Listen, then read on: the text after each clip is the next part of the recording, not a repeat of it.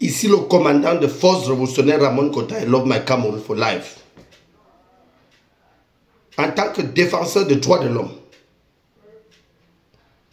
commandant de force révolutionnaire, j'interpelle les institutions telles que la communauté internationale, ces organes qui sont là, qui voient le massacre qui se prépare en Afrique dans certains pays et ils ne parlent pas. J'attire l'attention de ceux-là qui sont à la tête de l'Union africaine. Parce que nous ne comprenons pas le pourquoi ils sont tous muets par rapport à ce qui se passe au Congo, le massacre qui se passe actuellement au Congo. Quand on regarde ces institutions-là, qui soutiennent les dictateurs au pouvoir, qui ne se prononcent que lorsque il y a un coup d'état électoral ou encore lorsqu'on prend le pouvoir par force face à sa population, c'est là où on les voit condamner les actes à la bouche. En tant que panafricain, digne fils d'Afrique, en tant que membre de ce mouvement de libération de notre continent, nous interpellons l'Union africaine à regarder de près ce qui se passe au Congo, ces massacres qui se préparent jour pour jour au Congo. On voit des innocents massacrés. Donc quand on parle, d'autres disent, vous ne connaissez rien.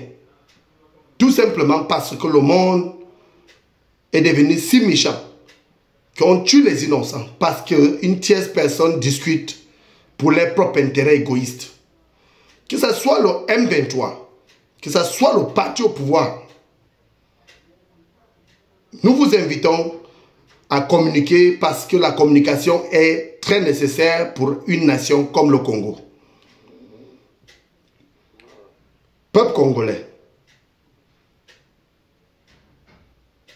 unissez-vous pour régler vos problèmes à table que de vous déchirer aux yeux de tous.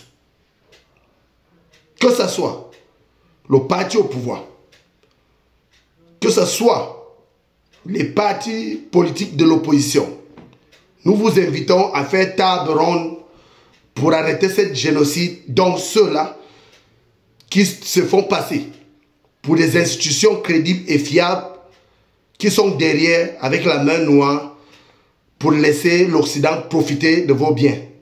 Nous connaissons de quoi nous parlons.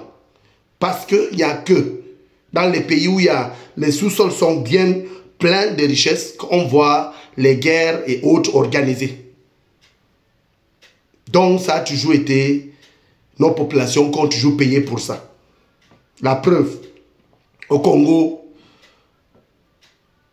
les gens meurent comme des mouches derrière les maisons. Quant à ceux qui soutiennent ce dictateur, parce que nous connaissons que la main noire de la France est derrière, avec l'Occident en général que nous connaissons, nous exigeons à ce que les Congolais puissent communiquer pour mettre fin à cette sale guerre qui ne va jamais être bénéfique pour eux, que ça sera toujours au profit de l'Occident et au profit de la France. Et nous connaissons de quoi nous parlons. Chers frères africains et africains, nous voyons ce qui se passe au Cameroun. Cette même sale guerre qui se passe en région anglophone, dont il ne se passe pas une journée sans que quelqu'un ne tombe. Et quand les autres regardent, ils ne condamnent pas, ils ne communiquent pas. C'est qu'ils sont aussi complices d'une manière à l'autre. Regardez 42 ans de massacre. Que le roi Paul Biya, le temps mis au pouvoir, comment souffrent les Camerounais, surtout de nord-ouest et de sud-ouest. Et quand on parle, on dit, nous on ne maîtrise rien au Cameroun, tout simplement parce que le monde est devenu si hypocrite que l'homme refuse d'accepter que le rouge c'est le rouge, le vert c'est le vert et le jaune c'est le jaune. Ce qui fait notre couleur, nos valeurs constitutionnelles aussi. Nous invitons la communauté internationale à suivre de près ce qui se passe en Afrique parce que la plupart des membres de cet organe sont complices. Donc, ça va dans un sens propre pour eux et ça permet à ce qu'ils bénéficient de nos ressources minières. Comme il y a tellement de l'or et le diamant au Congo, ils ont créé cette sale guerre pour bénéficier et pour piller le sous-sol pendant que les Congolais meurent jour pour jour, des innocents, les mères et des enfants, dont la plupart des familles, les enfants sont devenus des orphelins. Au Cameroun, pareil, on a découvert qu'il y avait une grande richesse minière dans les régions anglophones. Ils ont créé cette sale guerre pour continuer à exploiter, dont ils ne rendent compte à personne, à part l'oncle Sam, qui passe par la France pour qu'on les rencontre. C'est pourtant le pays va mal sur le plan politique, sociopolitique. Nos problèmes sont graves. Et on continue à soutenir ces papas fatigués, ces hommes qui ne servent plus à rien et qu'on les voit, on dit que ce sont des présidents démocratiquement élus et que quand un nationaliste tape la main sur la table ou un panafricain, on dit qu'il est rebelle ou encore il est contre les institutions. Finalement, qui est contre les institutions? Vous ou nous qui défendons nos terres et nos valeurs constitutionnelles? Donc je pointe du doigt à l'Occident. Il faut que ça cesse. J'attire l'attention des Français à laisser les problèmes des Africains entre les mains des Africains parce que nous allons régler nos problèmes nous-mêmes, entre Africains. Le continent africain n'est pas un continent européen et ce n'est non plus. Nous ne sommes même pas voisins. Donc nous vous invitons à vous taire, à vous occuper de vos oignons, de vos soucis et de vos problèmes. Parce que chaque continent et chaque nation a ses soucis, a ses problèmes.